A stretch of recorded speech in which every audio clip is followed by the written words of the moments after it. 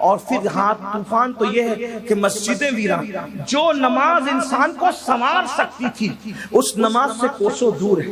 نماز کی بات کرو تو لوگ کان کو جانے لگے، سر کو جانے لگے، ابھی پھر مولانا نماز کو پڑھے۔ میں نے کہا مولا نے قرآن کی کوئی سورت نہیں چھوڑی جس میں نماز کا ذکر نہ کیا۔ یاد رکھ، جب مولا نے کم و بیش 700 مرتبہ نماز کا ذکر کیا، کم و بیش 700 مرتبہ، کسی عبادت کے لیے اتنی تلقین نہیں کی جتنی نماز کے لیے، اور پھر کہہ دیا کہ نماز برائیوں سے روکتی ہے، جس معاشرے میں نماز ہوگی انشاءاللہ وہ معاشرہ برائیوں سے پاک ہوگا۔ بے شک۔ لیکن نماز کے لیے آتا کون ہے؟ جمعہ کی 2 رکعت پڑھ کے بھاگتے ہیں، نماز نہیں پڑھنا چاہتے، فجر میں نہیں آنا چاہتے، سن رہے ہیں ہر سال سن رہے ہیں کہ امام حسین نے سجدے میں جام شہادت نوش کیا، لیکن شربت تو بنا سکتے، کھچڑا تو بنا سکتے، 10 دن کی محفل تو کر سکتے، سجدے کی طرف نہیں آ سکتے۔ شیطان ہمیں سجدے کی طرف آنے نہیں دے رہا ہے۔ اور یاد رکھنا، اللہ اکبر، اگر ولیوں کی بھی ماننے والے ہو تو کم سے کم ولیوں کی تو بات سن لو۔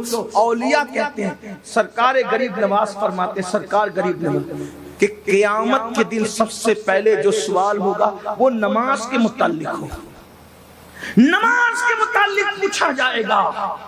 اس دن جانور بھی بے نمازی کو تان کریں گے، تان، جانور بھی تان کریں گے، جانوروں کی طرف سے بھی تانا دیا جائے گا کہ تم بے نمازی تھے، خدا کا کھا کے اس کے ساتھ بغاوت کرتے تھے، جس نے 600 1000 10,000 20,000 کی نوکریاں دی، ہم اس کے سامنے تو ہاتھ باندھ کے کھڑے رہتے ہیں۔ جس اللہ نے ہر نعمت سے نوازا اس اللہ کی بارگاہ میں حاضر ہونے کی توفیق نہیں۔ مسجد مرثیہ خواہ ہے کہ نمازی نہ رہے، مسجدوں کے اندر نمازی کہاں ہے؟ فجر کی نماز میں دیکھ لو، اللہ اکبر، گھنٹوں جم کے لیے ٹائم ہے، گھنٹوں ٹیوشن کے لیے ٹائم ہے، 25 سال اسکول کا علم حاصل کر سکتے ہیں، کالج کا علم حاصل کر سکتے ہیں، 8 منٹ نماز کے لیے نہیں نکال سکتے۔ بھائیو، سب کے لیے ٹائم نکالو، میں منع نہیں کر رہا ہوں، لیکن نماز جس کے بارے میں اللہ کے رسول علیہ السلام نے فرمایا، جس نے جان بوجھ کے نماز چھوڑ دی ہے، میں محمد اس سے بیزار ہوں، قیامت کے دن اس کے ساتھ میرا کوئی وعدہ نہیں ہے۔ بار بار علماء اعلان کرتے ہیں، یہاں تک کہا گیا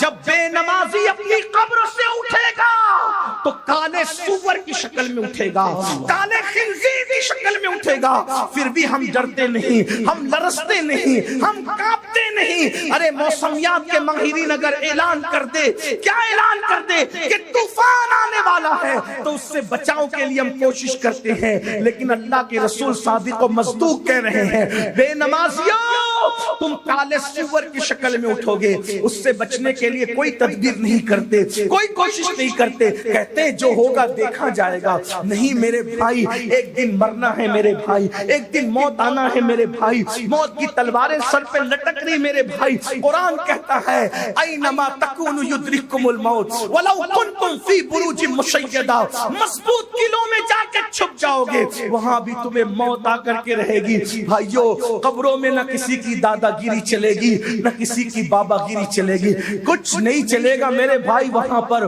وہاں تو صرف اور صرف ایمان کے بعد اعمال پوچھے جائیں گے اور کچھ نہیں پوچھا جائے گا۔ اللہ کے بندو ذرا غور تو کرو، اس کے لیے ہم نے کیا تیاری کی؟ اللہ سے ڈرو، اللہ سے خوف کرو۔